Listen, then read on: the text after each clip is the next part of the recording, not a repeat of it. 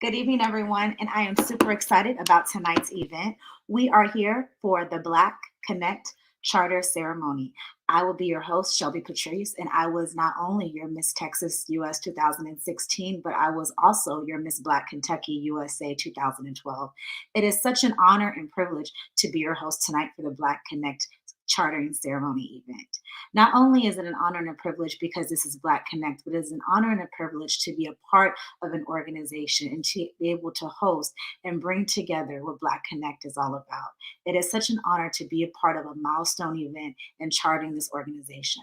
With a little bit of background information on me, I was adopted and I was as an African American female, and it means so much to me to be able to give back to the community with my platform and your platform to connect all the organizations together. So, without any further ado, we are here tonight to celebrate a milestone. Black Connect is chartering not one, not two, but the first three chapters of the organization. To share the history and mission of Black Connect, please welcome the co-founder of Black Connect and Morehouse man, Marshawn K. Dixon Jr. Thank you so much, Shelby. Good evening to our members and invited guests. Today marks the first day of Black History Month and a special day in Black Connect's history as we continue to develop Black Connect into the entrepreneurial ecosystem that it was originally designed to be. Founded on June 3rd of 2019, Black Connect is proud to be the only national membership and chapter-based 501c3 in America that is dedicated solely to eliminating the racial wealth gap in America by increasing the number and success rate of Black-owned businesses. We fulfill our mission through a number of initiatives with the support of our corporate sponsors, donors, and members, and we thank you all so very much.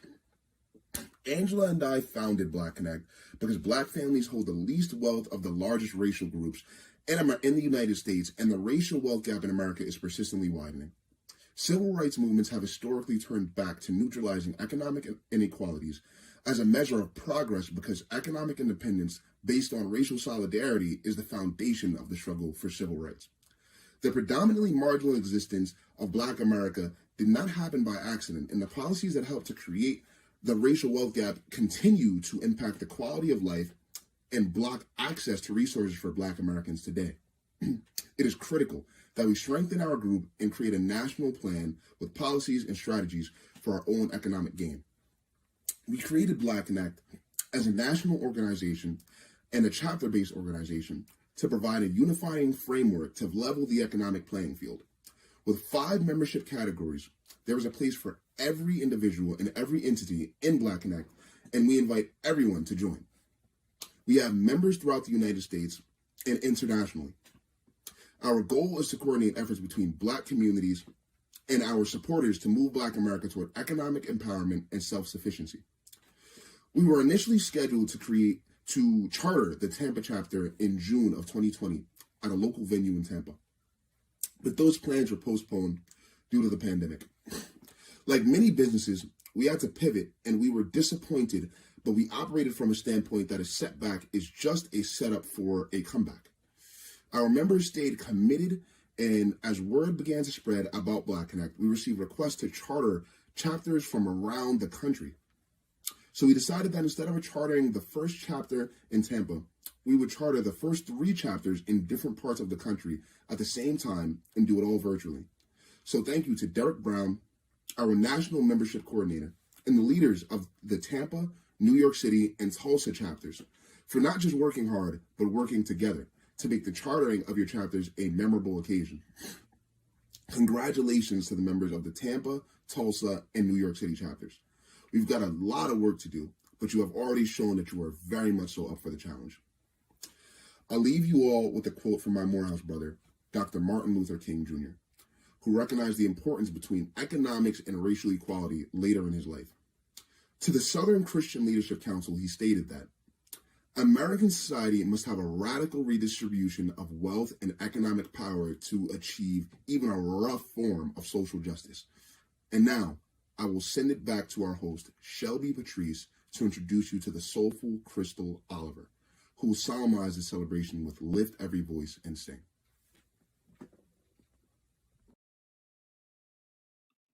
Thank you, Marshawn. That was beautiful. When Angela and I discussed a singer for this event, Angela said she didn't want someone who could sing. She wanted someone who can sing. And that best describes the vocals of Miss Crystal Oliver. Tight, as she is known by, is a Grammy-nominated platinum singer-songwriter signed to Sony ATV Music Publishing. She has worked with artists such as Sean Diddy Combs, Ty Dolla $igns, Estella, Kanye West, Mary J. Blige, Justin Timberlake, and many, many more. She has also served as a vice president of the Philadelphia chapter of the Recording Academy. Crystal has been featured in Billboard magazines, Hip Hop Weekly, and Playback Magazine. Tight is the director of literacy for the DASH program, which teaches songwriting courses at schools in Philadelphia, Chester, and Baltimore. Performing Lift Every Voice and Sing, please welcome Miss Crystal Oliver.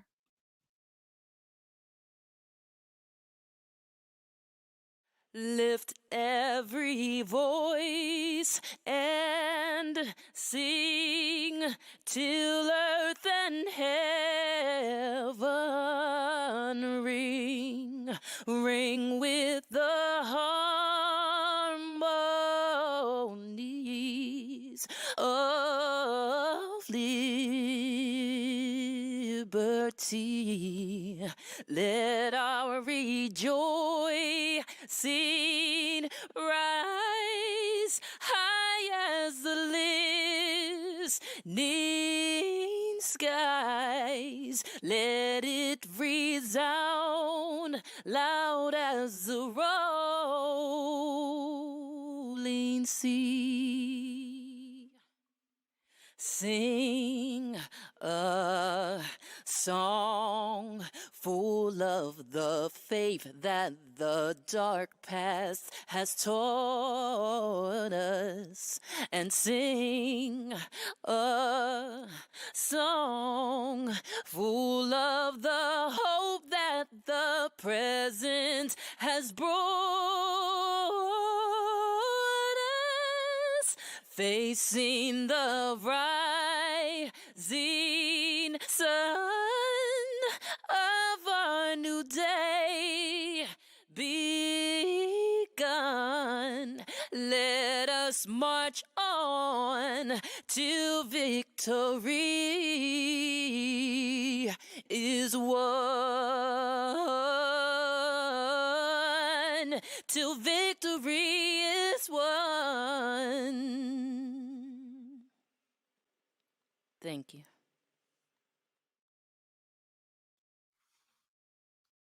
That was absolutely beautiful. I just followed you on Instagram. I was like, Charles. Thank you so very much, Black Connect, for having me. And in the spirit of making sure that I don't mess up any words, I'm going to read this really quickly. I just want to say I'm truly grateful. And in the spirit of Black excellence and in celebration of Black History Month, I hope that we remember the heroes that have come before us and blazed the trail. Those who took risks, followed their dreams, and pushed past their fears. Those who embraced their own individual uniqueness to open doors for all of us today. Let us also remember that we too are also the next generation of trailblazers. We have a duty to ourselves and each other to strive for excellence. I encourage us all today to be brave, stay hopeful, work hard, and persevere, because we are all in this together. So let's remember to celebrate Black History Month and Black excellence, not just in February, March, April, May, June, or July, but every single month, every day, every moment, because in remembering, we gain strength. And when we unite, we gain power. So thank you so much again, Black Connect, for having me. Thank you, Crystal. We appreciate it. That was beautiful, guys. As we just heard for Lift Every Voice and Sing, which was absolutely gorgeous. I just want to let you guys know that tonight we're going to travel from the southeast to the northeast and then back to the south. We're starting in the southeast because Black Connect was founded in the Sunshine State, and the city of Tampa is Black Connect's home base. So here, to officially welcome Black Connect and the Tampa chapter of Black Connect to Tampa Bay is the Honorable Jane Castor, Mayor of the city of Tampa, Florida. Hello, this is Jane Castor. As the mayor of Tampa, I welcome Black Connect to our city.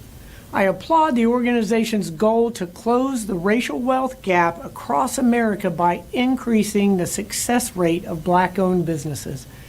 In Tampa, we love nurturing the dreams of all small business owners, as small businesses are the backbone of our economy.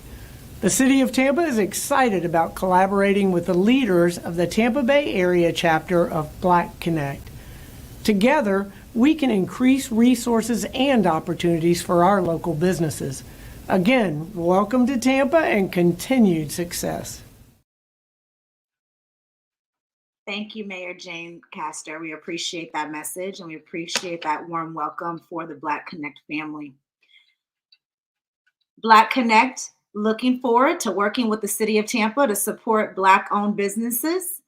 And now let's hear from a member of our Tampa chapter. Please welcome business owner Kasara Mandry, who is the membership coordinator for the Tampa chapter. Okay, Sarah, I am the co-owner of the Pascal Blanc Art Studio and also the co-owner of the Kumon Math and Reading of the Highlands here in the Tampa Bay area.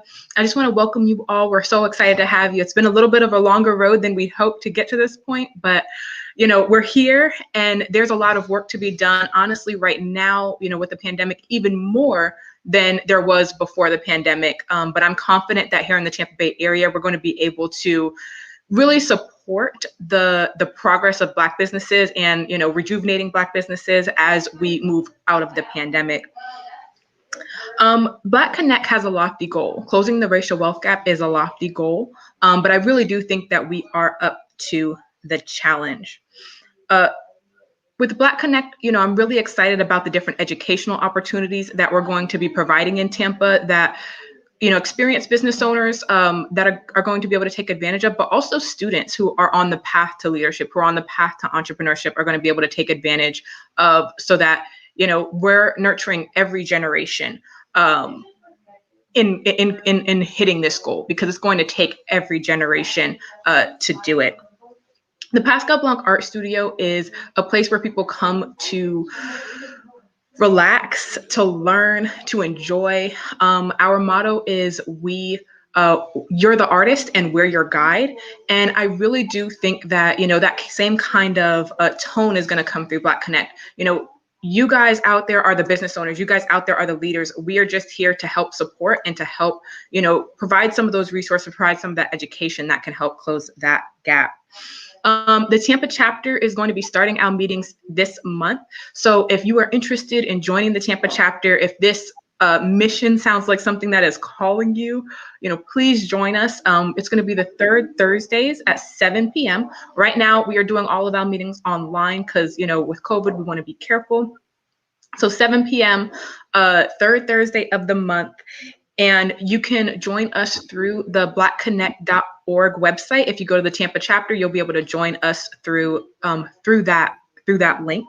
Also, if you have any questions, Tampa chapter at blackconnect.org, you can reach out to us, ask us questions, and you know, we're happy to answer any questions and get you involved.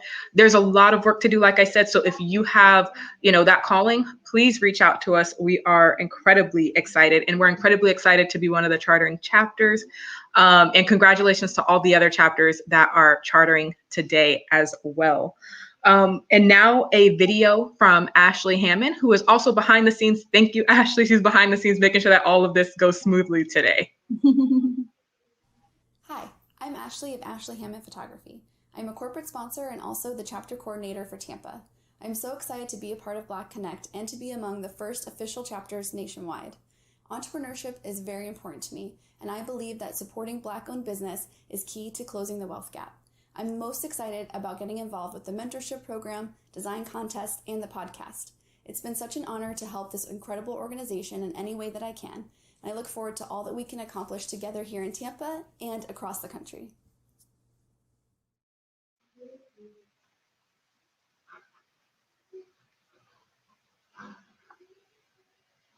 Thank you, Ashley. Thank you so much, Kashara. Is there anything else that you wanted to share with us? No, just really want people to come out and join us, for our first meeting and join all the chapters for their first meeting. So if you're in the area, definitely reach out. If you're not in an area that's chartering today, definitely reach out to the national, to the national organization, and let's get one started in your area, because this is a national initiative, and it's going to take tons and tons of cities to make it happen. I'm excited. Thank you so much, and we really appreciate it. Now let's head up north to meet with the New York City chapter. From Brooklyn, New York, please welcome Black Connect's National Grants Director and Coordinator of the New York City chapter, Mr. Samuel Manning. Thank you, Shelby. Thank you so much. Welcome, welcome all. My name is Sam Manning, and I am the National Grants Director for BlackConnect.org. My job is to secure the grants and the funding to help carry out the mission and the vision for BlackConnect.org. The second hat that I wear is the Vice President for the New York chapter for Black Connect, and our president is Jeanette Broder of the Bronx. And our intern is Kat, who's online right now too as well. A few words of thanks to the following people who helped make this event a success. First, Osea Wynn and Janelle McGregor, along with the Mayor of Tampa, Florida. Thanks for your support. Second, our Salesforce consultants out of San Francisco Bay Area, Amgia Loister, and Hans Hughes, our Atlanta, Georgia Salesforce consultant too as well, for helping us set up our database for our grants. We're looking forward to working with Hans as we're setting up the Atlanta chapter for BlackConnect.org soon. Again, thank you to all our supporters. Again, also link to us at the New York City chapter email if you're interested in coming on board and working with us in the New York chapter. Next, we want to turn it back to our tremendous host, and she's going to introduce our New York chapter guest speaker, Mr. Sean Rochester. Thank you. Thank you. You guys, we are on a roll tonight. So here we go. Thank you, Sam, for all that. We really appreciate that about the New York chapter. Our guest speaker tonight is Mr. Sean D. Rochester. Mr. Rochester. Mr. Rochester is the CEO of Good Steward, LLC, and the founder of PhD Enterprises, and the IDEA Institute. These organizations provide financial education and advisory services to consumers, increase the presence of Black employees in U.S. public and private sectors, and to also facilitate commerce between the Black business community across the African diaspora and on the African continent.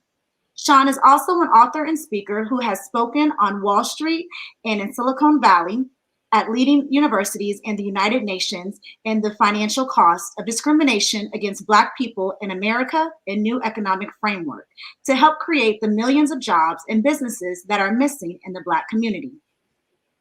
Sean has received citations from the New York State Assembly and the New York City Council for his work in economic development, and was also selected by the International Human Rights Commission Relief Fund Trust as one of the top 100 human rights defenders for his efforts to educate people on the financial cost of past and present discrimination against members of the African diaspora in America. Sean has a bachelor's in science and chemical engineering from the University of Rochester and a master's degree in business administration from the University of Chicago Booth School of Business with a focus in accounting, finance, and entrepreneurship. He is the author of The Black Tax, The Cost of Being Black in America, and CPR for the Soul. How to Give Yourself a 20% Raise, Eliminate Your Debt, and Leave an Inheritance for Your Children's Children.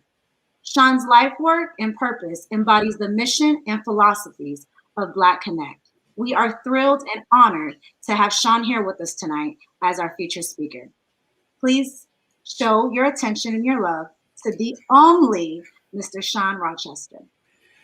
Thank you very much for that wonderful introduction. Thank you very much for having me as a guest for this auspicious occasion of bringing on board 3 chapters for Black Connect. It's really critical.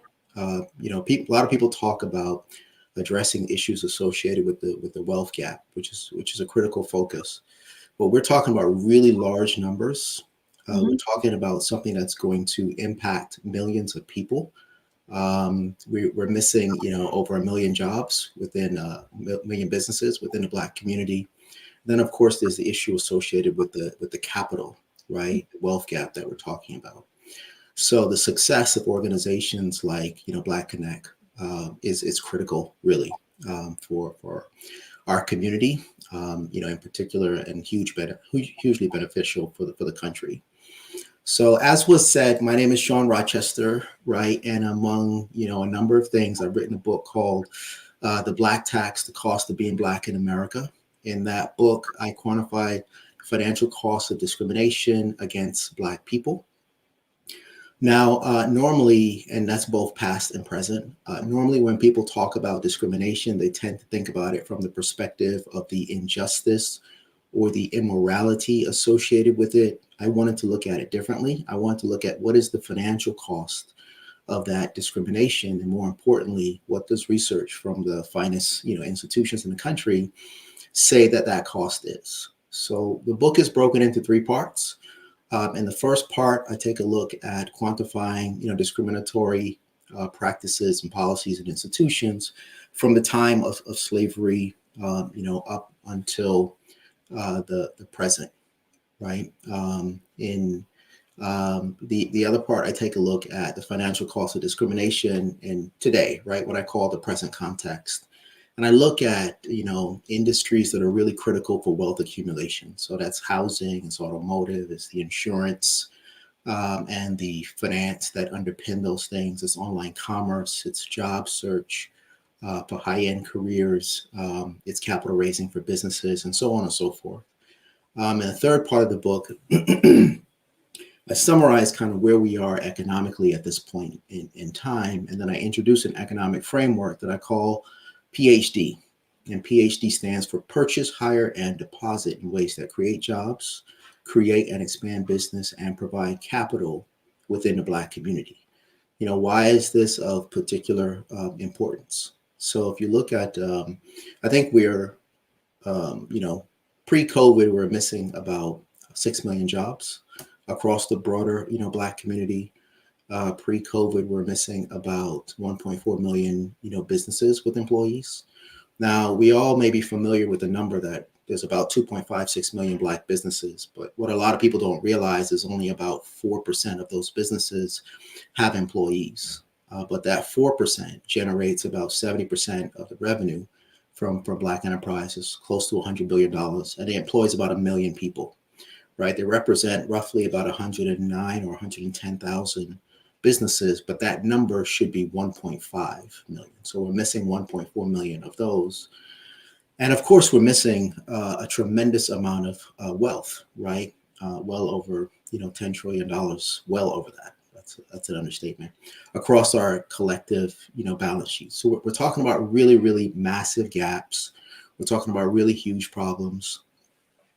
And as is always the case when you're trying to solve big problems, you got to get a lot of people together, right, at the table, like what Black Connect is doing now in terms of new chapters and in chapters across the country, and then partnering with people of like mind, right, and resources. But the challenge, with getting a bunch of people at the table to solve big problems is, A, they may not see the problem, or B, they may think you're the problem, right? If you would just fix you, then we will be great, which tends to be a real challenge, right? I'll share with you a couple of platitudes you guys have probably heard. One of those platitudes is Black folks are simply not working hard enough. And that has more with not getting ahead than any kind of, racism, right? And it's over 6 in 10 Americans believe that. You might have heard that, Black people got the same or better chance as anybody else, right, to get ahead in the country. You've got over 6 in 10, Americans believe that. Or you might have heard that racism, quite frankly, is an excuse for failure, right? The failure is mine, but instead of me taking responsibility for my actions, I kind of spend all my time pointing my finger at other people. You've got, 7 in 10 Americans that believe that. The problem with that is if that is the background thinking, right, then that thinking is going to show up in the policies, plans, programs, and strategies that people put in place to address these very problems, right? And of course, effective problem solving requires a base of two two really important things. And one of those things is empathy, just our ability to put ourselves in other people's shoes, to see it from their perspective, and also to understand their pathology, which is how did they get there, in the first place. And then the other fundamental piece of it is understanding, right? And that is how do we use data and information, right, in productive ways that make the world a better place for ourselves and our fellow man, right? And those are things that seem to be in really, short supply. So, one of the things that I talk about in the book is I try to help people understand things from an economic perspective. So even if you go back to like the time, of slavery, if you could imagine taking yourself back right into the 1800s, and we take a look at what was the financial impact of that. Now, there are a bunch of things that you could never value, right, during that period of time. You could never value what it is to be a man and be unable to protect your family. You could never value what it is to be a woman and to never have control over your body for the entirety of your life. You can value what it is to be deprived of life, liberty, and a pursuit of happiness for the entirety of your life. But there are some things that you can value, right? And that's the labor, extracted from millions of people over, almost 250 years, roughly a quarter of a millennia. And one of the things that's really, really important that we understand from this kind of time frame is that, slavery by definition is a 100% tax on your income, right? On your earnings. It means nothing that you produce is yours, right? Not even you or yours. But if you look at what could you value at that period of time, and economists have looked at this, they can approximate the value of the labor extracted from these folks. Some put that number as high as 24 trillion. Others put it as high as 97 trillion. We assume that the truth is somewhere in the middle. We're talking as high as $50 trillion, labor extracted from millions of people over almost a quarter of a millennia. And that's not the only thing that you can look at from that period, right? If you kind of place yourself in 1860, as you know, there's roughly about 4 million people held in bondage during that time. But those people represent the most liquid asset in the country, right? And they are sold on open markets.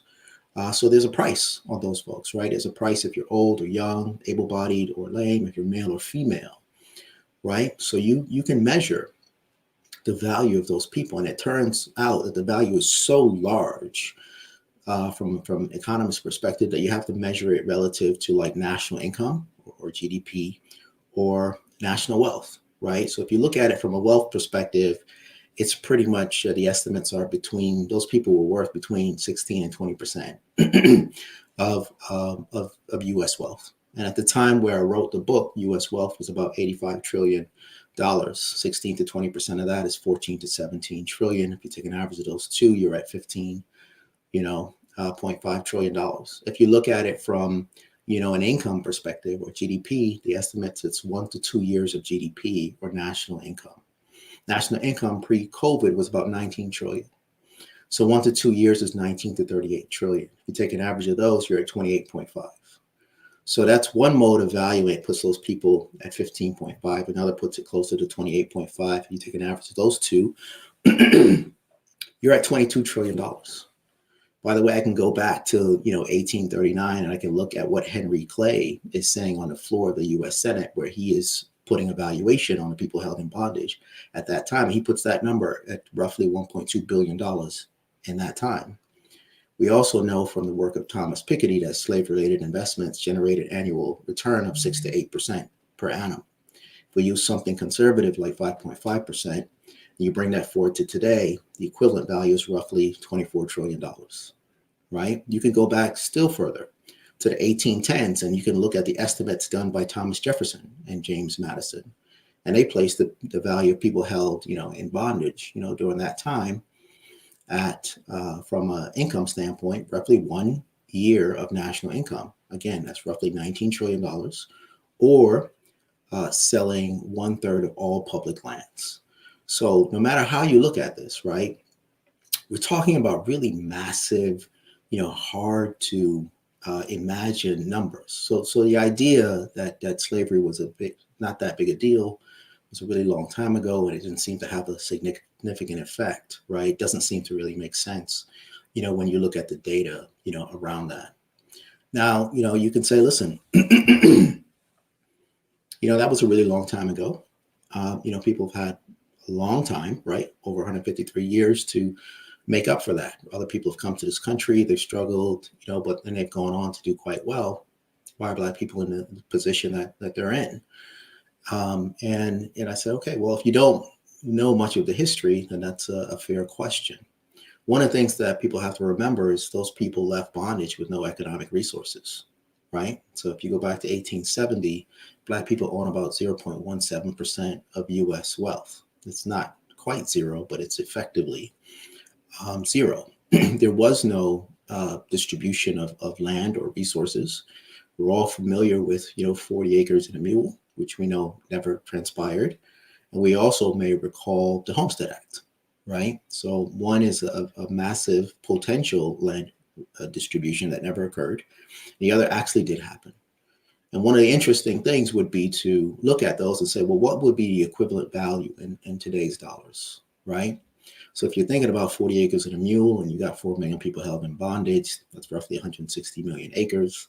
If you look at the price of an acre, kind of going from $3,020 to $6,350, quick math on that, we'll put that as high as 1 trillion on the high end, generating about $1 billion a year. Again, these are not Miami or Bay Area or New York City, Manhattan type acres. These are, farm acres. So that's a huge amount, right? It's almost $1 trillion on the high end. But if you compare that with the 50 trillion that was extracted from those folks, it's only about 2%. And not even that was provided as startup resources, right? If you juxtapose that or compare that to the Homestead Act, right? And, if you fast forward a little bit, 1862, Congress passes this thing called the Homestead Act, and they would proceed to distribute 246 million acres to about 1.5 million white families over the next 60 years, right? If you do quick math on that, the equivalent value of that will be about $1.6 trillion, or a little over $1 million a family, right? And I'm all about, hard work and bootstrapping, but $1 million is a hell of a bootstrap, right? And it's important to understand, how did this work, right? You had the opportunity to claim up to 160 acres. And if you were so fortunate to be able to do so, right, and you stayed in that acreage for 5 years, you could take possession of it after that, period of time. One of the things to remember is if you came from Europe, right, with nothing but the shirt on your back, and you were so fortunate to be able to claim one of these 160-acre parcels, not only at the end of 5 years did you take possession of this land for no consideration or no money, but you also naturalized as a citizen, because that's about how long it took for you to naturalize during that period of time. So imagine that start in life, right? And research says there are about 93 million Americans that are direct beneficiaries of this massive giveaway. Again, that's direct, not secondary, tertiary, or related in some kind of way, shape, or form. So these are things that are really important to know and to understand. And if you fast forward just a little, I talk about this stuff in the book, you get to the impact of the Civil War, right? The Southern economy is devastated. Global cotton market is devastated. The land confiscated in the South, because all of it was confiscated, is given back to the white, planter class. And there's a massive need for cheap, abundant labor. Now, I fast forwarded through a bunch of stuff there, and I'll just kind of double back real quick to underscore a couple of points, right? When we say the global cotton market was devastated, we have to remember that cotton was like the equivalent of oil. It was the first, global industry that sprung industries, right? It's the driver behind the industrial, revolution. The cotton, picked in the South was 61% of U.S. exports. The U.S. dominated 80% of the global cotton market, right? There were 20 million people employed around the world in the production of cotton-related materials, right? And 1 million of those people lost their jobs upon emancipation, right? In the Civil War. It affected everywhere, right? It affected Egypt and India. It affected, Europe and Japan, and pretty much deindustrialized the world. And it left the world in this thing called a global cotton famine. So the world is crying out, what is America going to do to put our newly freed people back to work? And the answer to that is this construct, right? That's called Jim Crow. And what Jim Crow is, other than being incredibly non-descriptive, is a system of laws and customs that's reinforced with an extraordinary level of violence to reimpose 100% tax on a sharecropper's labor. Now, I know that can sound hyperbolic, right? Like 100% tax, that doesn't make any sense. Clearly, these people were poor, but they kind of had something. And I'm like, well, I'll let you decide, whether or not it was 100% tax. But the idea here is that sharecropping is the large mega plantations were broken into smaller lots. Black families would agree to settle on those lots. And they would agree to plant cash crops, and in exchange for the planting and cultivation of those crops, they would share a portion of the crops. It's literally where the name comes from, sharecropping. Here's the problem: is an actual contract. The terms and conditions of that contract are set by the small white farmer. Some of those conditions state that if you fall ill, they have the right to outsource your labor to someone else and charge you back for it. Here's the thing that you kind of have to also understand is that, the harvest doesn't come tomorrow, right? It comes at the end of the year, at the end of the season. And these people have no economic resources, right? So between now and then, this white farmer has got to provide them with clothes and food and shelter and tools and seeds and everything that they need to live and to bring this crop, right, to market. And they're providing these things on credit at rates as high as 70% per year. So effectively, they control your cost structure, right? The other thing that's important to understand is that when you bring the crops to market, the white farmer is the market. He tells you what your crop is worth, which means that he controls your revenue or your income. And if somebody controls your income and they control your expenses, then they control your profit by definition, right? And if you're fortunate, your profit will net to zero. If you're unfortunate, because they may be concerned that you may move to a sharecropper who's a little more generous, what they're going to do is ensure that your expenses are greater than your revenue. So you're going to owe them, right? And then they're going to roll that over into the next year. And now you're in perpetual debt servitude, right? Now, it sounds like an extraordinarily painful and unjust construct. And that's because it is. And you might be tempted to say, I'll never take that deal. Right. And I think you should take that position. But here's the problem. They got a law for that. Right. And those laws are vagrancy laws. So it states that if you cannot prove that you're gainfully employed, if you cannot prove that you're a landowner, they can charge you with a criminal offense and put you in a state or county jail. If you decide that, fine, what I'll do is I'll sign a contract. But, on second thought, I'm just not going to do it because it's a bad deal. Now you would have broken that contract. And they got laws for that. And those are called contract enforcement laws. And those laws state that if you break that contract, they can charge you with a criminal offense and put you in a state or county jail. Now, if you're tempted to say, well, I'll just stay in jail and they can feed me 3 square meals a day, and then when they get tired, they can let me out, they have something for that. And it's called convict leasing, which means that they can lease you back out to the same small white farmer or private corporation that you never wanted to work for in the first place. Right. And you need to understand something about that construct, which is it is so devastating that you can argue that in this one respect, it's even worse than slavery, just this one respect, which is while a slave owner will kill you and will beat you within an inch of your life. Slaves are expensive and they would much rather have you around for another 5 or 10 or 15 years to maximize the return on their investment. They have what's known as a residual interest, right, in your value.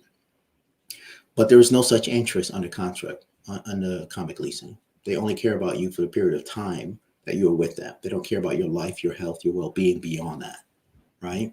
So mortality rates under that construct are approaching 50%. That's 1 in 2%. That's a 1 in 2 chance, right, of death.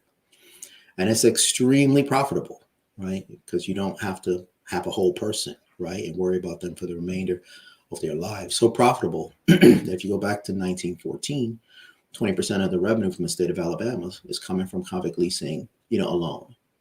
And it's important to know that this isn't like a bad 3 or 4 year period of American history. This thing lasted for about 75 years, during which time about 4,000 Black people that we know of were lynched, publicly executed by their fellow citizen.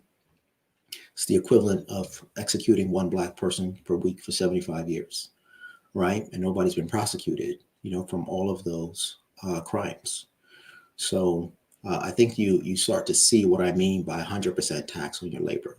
And if that's true, right, as this would imply, that means that by definition it was slavery. So if during a period of slavery, right, 50 trillion was extracted, and this lasted for 75 years, which is roughly a third of that trillion, third of that period, you can argue that 15 trillion was extracted from these people. So if you put that in context, what you're saying is that upon emancipation, right, the Southern planter class lost about $22 trillion worth of value, with these people being freed. They were 50% of the full value of the South, right? But then over the next 75 or so years, they would proceed to claw back 15 trillion from those people and their descendants, right? And this is critical because it is in this period in which you have the formation of places like Black Wall Street and others, right? Oasis of productivity and growth and business development in the most horrid of circumstances, right? And there's much more, right, that we can talk about. It's all kind of covered in the book. There is the New Deal and the GI Bill and the FHA, and what's the separate but equal, school segregation, what's occurred since the civil rights up until now, and then what's happening in the present. So I encourage you to get the Black Tax, the cost of being Black in America. Really educate yourself on this and share it with friends and families and everybody else.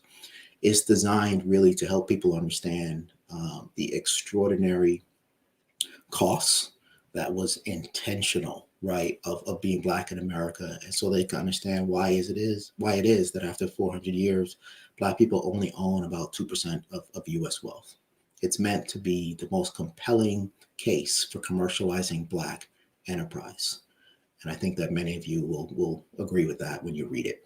So I'll kind of pause there. And I thank you guys for having me at this auspicious occasion. I look forward to continuing the dialogue. Thank you so much, Mr. Rochester. Your speech was amazing because you touched on so many bases. You touched on inheritance, you touched on poverty, you touched on Blacks and connecting with our culture. You touched on taxes. You really touched on so much that a lot of us really just took as like a learning experience. I really appreciate you for your words, because not only did you teach, but you also just inspired. So I really appreciate that. Thank you so much. I appreciate that. Without any more further ado, Black Connection has 5 membership categories, one of which is for corporations. Here with remarks on behalf of one of Black Connection's corporate members is Mr. Matthew Kirkpatrick. He is the Vice President of Business Development at Paymerang. Yes, Matthew. Let's go ahead and let's continue to fight the good fight. For those that don't know, it is the business of revolving electronic supplier payments, for businesses and generational profits in the process, generating profits in the process. Please visit their website at paymerang.com so you guys can have that for more information. Without any further ado, Mr. Matthew Kirkpatrick. Hi there, this is Matthew with Paymerang. Congrats to everyone at Black Connect. Here at Paymerang, we're super excited to be on the ground floor helping get Black Connect up and running. Speaking of up and running, huge shout out to the chapters at Tulsa, New York City, and Tampa. Great job, and let's all keep on fighting the good fight. Take care. Awesome. Thank you, Mr. Kirkpatrick and Paymerang. We appreciate that. You guys, please don't forget to go back and you can go to paymerang.com for more information on that business and organization. All right. We're going to head back down south to the historic city of Tulsa, home of the Black Wall Street, which was one of the most prominent concentrations of African-American businesses in the United States during the early 20th century. This year marks the 100th anniversary of the Tulsa race riots. The Greenwood district of Tulsa was burned down to the ground in 1921, when white residents massacred as many as 300 Black residents, injuring hundreds more, and leaving 5,000 people homeless. The riot was one of the most devastating massacres in the history of U.S. race relations, destroying the once thriving Greenwood community in Tulsa. Black Connect is proud to be a part of new initiatives in Tulsa that are restoring the Greenwood District and building Black-owned businesses. For more about the Tulsa chapter, please welcome Mr. Tyler Jackson, President of the Tulsa chapter of Black Connect.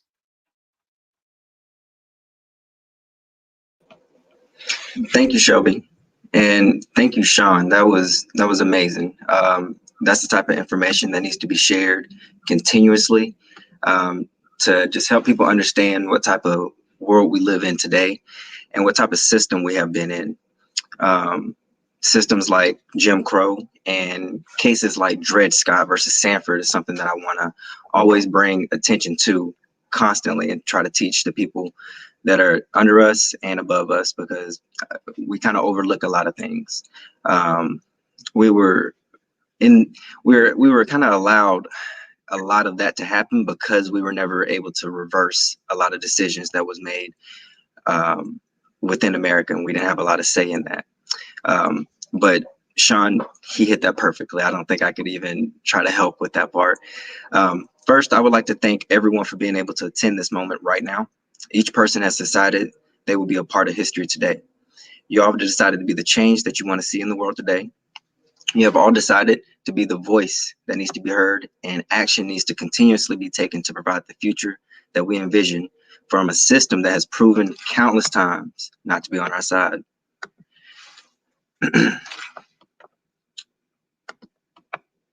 Sorry. I'm having some technical.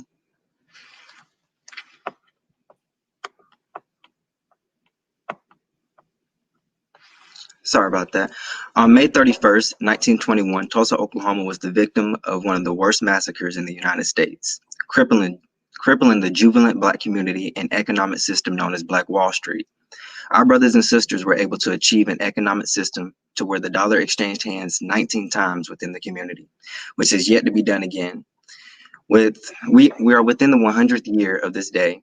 This was a day that destroyed legacies, generational wealth, financial literacy, and innovation, just to name a few. We are now approaching this anniversary with the mission to obtain what O.W. Gurley, J.B. Stratford, A.J. Smitherman, and many others had achieved, just to name a few, by taking on the mission to eliminate the racial wealth gap within the Black community. I would like to thank Ms. Angela Madgett for putting in numerous hours of work to make this vision of Black Connect real and tangible. I look forward to connecting with you on your limitless ideas as an entrepreneur. I would also like to thank Derek Brown for choosing Black Connect over sleep, and Denasia Johnson and Tamara Williams for being patient while we get this chapter started and up and going. All while gathering this team together, we have the potential to move a mountain collectively. I believe I can speak for the whole team when I say we are grateful, honored, and blessed to accept the position to facilitate Tulsa, Oklahoma Black Connect to the best of our abilities. With the amount of support we have received in such a short time, it has shown that we have a definite reason to be a part of the wonderful organization, and we will continue to push our mission further as we grow as a team. Thank you.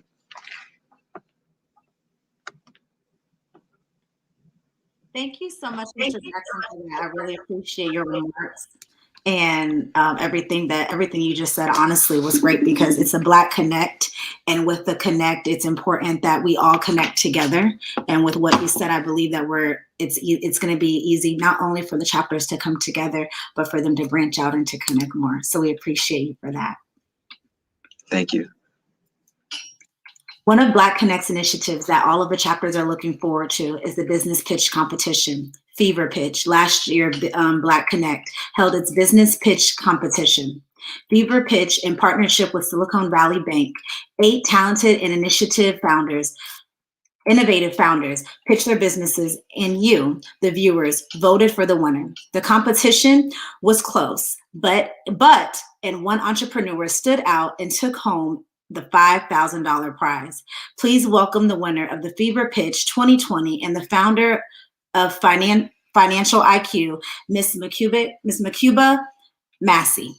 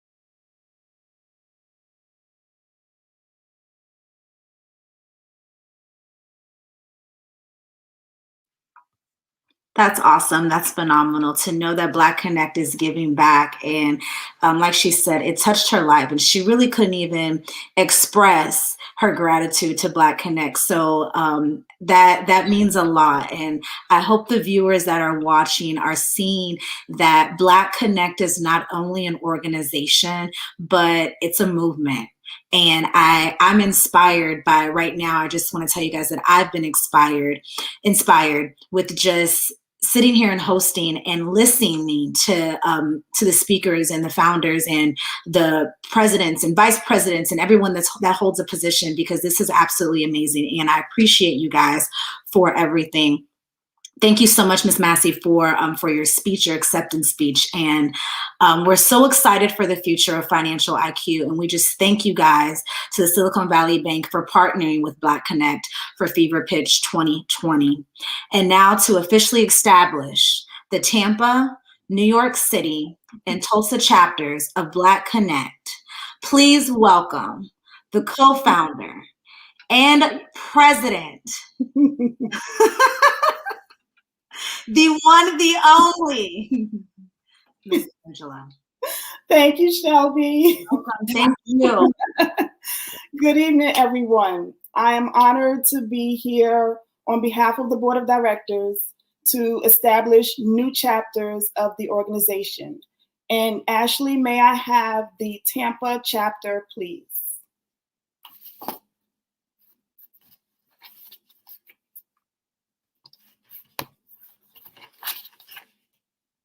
Hi, ladies. Okay, the Board of Directors received a petition by members of Black Connect for the charter of a local chapter in Tampa, Florida. The petition was considered and approved, and a charter has been granted, which reads, be it known that the charter for the establishment of a chapter of Black Connect Incorporated in the state of Florida, to be known as the Tampa chapter of Black Connect, is hereby granted with all of the rights, honors, and privileges conferred by the charter, the Constitution, and the bylaws of Black Connect Incorporated. In witness whereof, we have set our hands and seal this first day of February in the year 2021. And now we'll sign your charter.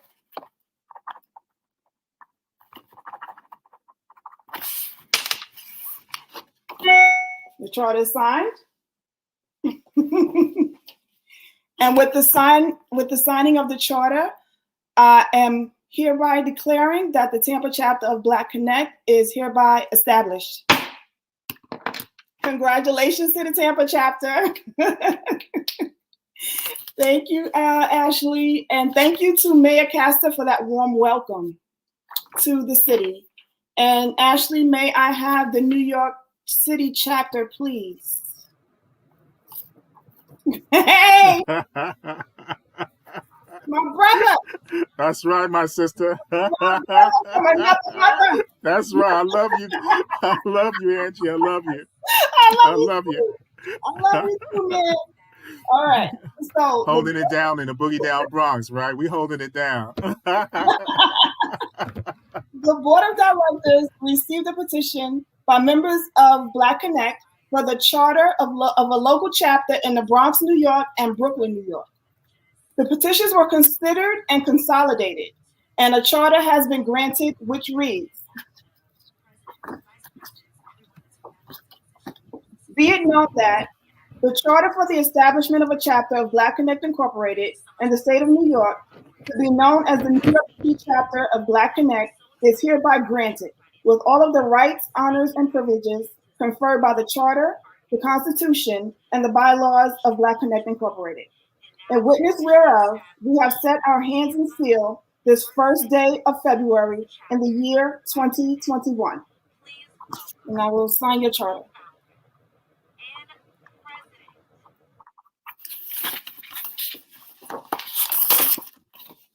Charter signed. All right, it's official. It's official. Watch out now. And with the signing of the charter, I hereby declare that the New York City chapter of Black Connect is hereby established. Thank you, Angie. Thank you. Thank you so much. Thank you so much. Congratulations. Ashley, may I have the Tulsa chapter, please?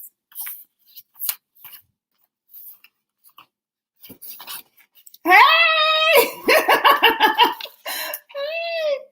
Okay. Make sure I unmute myself.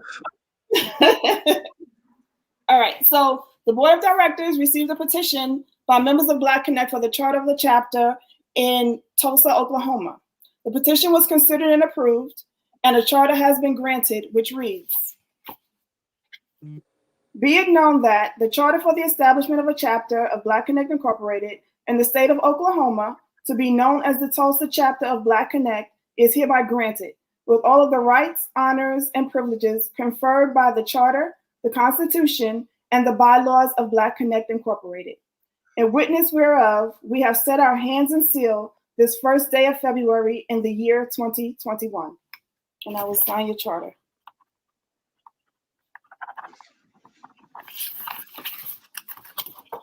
Charter signed. Yay! Oh yes, love it. And with the signing of the charter, I hereby declare that the Tulsa chapter of Black Connect is officially established. Congratulations. Congratulations. Thank you, Angela. Thank you. All right, Derek, may I have, okay, Tyler, you're still here, great. Tyler, do you accept the office of president of the Tulsa chapter of Black Connect? Yes, ma'am, I accept. Okay, can you repeat after me for your oath of office? You ready? Yes, ma'am. Okay. I, Tyler Jackson. I, Tyler Jackson. Do solemnly affirm. Do solemnly affirm. That I will faithfully perform. That I will faithfully perform. The duties of president. The duties of president. Of the Tulsa chapter of Black Connect. Of the Tulsa chapter of Black Connect. To the best of my ability. To the best of my ability. I promise to uphold. I promise to uphold. And promote the objectives. And promote the objectives. Of Black Connect. Of Black Connect. And serve as an example of this organization. And serve as an example of this organization. The organization's ideals and beliefs. The organization's ideals and beliefs. And I will uphold and enforce. And I will uphold and enforce. The Constitution and bylaws. The Constitution and bylaws. Of Black Connect at all times. Of Black Connect at all times. Congratulations, Mr. President. Thank you, Ms. Angela. Oh my goodness, thank you, congratulations. Chapter secretaries, you will receive your charters and other governing documents in the mail. Chapter presidents, you will be contacted by Derek, our national membership coordinator, for the dates of your officer training.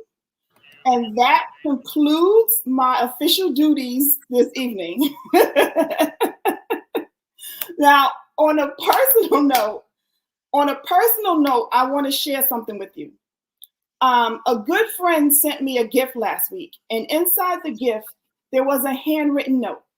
And on that note, she wrote, I appreciate everything you contribute to my life. And what I realized is that with all of you, throughout this almost year that we've worked together on an almost daily basis, I've always thanked you for everything that you do for Black Connect, but I've never expressed how much you contribute to my life.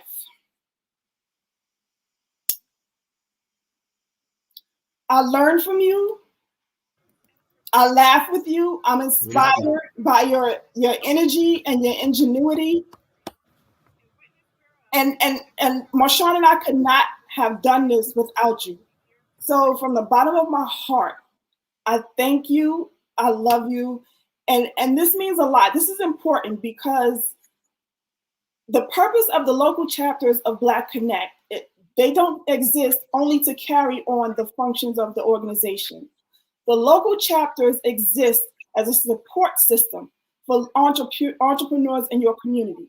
So I'm comforted by the fact that entrepreneurs in your communities will have you to turn to when they need a support system. Because throughout this year, we have been a strong support system for each other. So I just know that it's going to expand, and I have every confidence in the world in you. So thank you all so much. Thank you, Shelby. Thank you, my girl, Crystal. Girl, you sang. You sang. Thank you so much. Thank you to all our guests, Mayor Castor, Sean Rochester, Matthew Kirkpatrick. We will keep fighting the good fight.